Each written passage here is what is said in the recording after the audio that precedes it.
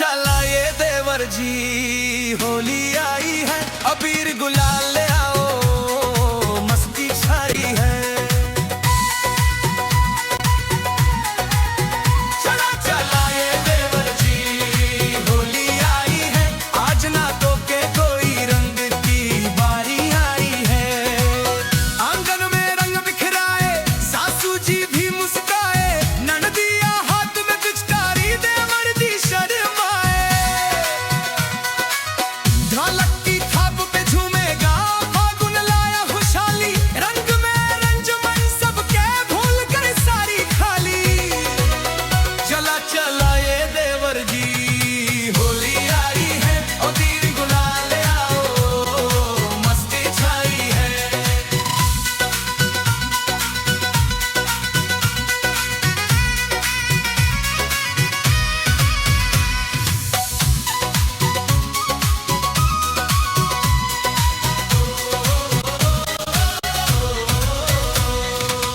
महलिया आए फागुन मास, बहे पुरवैया बयार, कान्हा सी छेड़छाड़ में राधा भी जाए हार।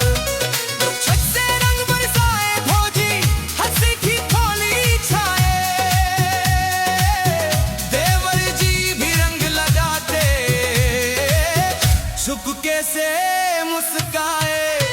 चला चला ये देवर जी, होली आई है, आज तो कांटे खेलो, रंग की पाई आई है।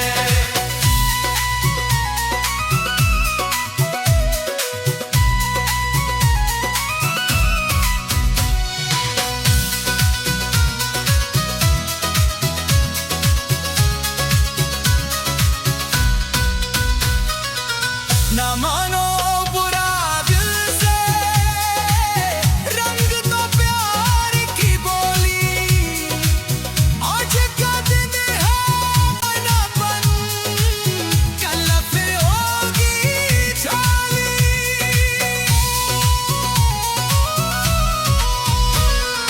ढोल मंजिला भाग बजा के नाचे सारा तोला, रंग में रंज सपने अपने, बजला हर एक बोरा, मीठे गीत मीठे हंसी,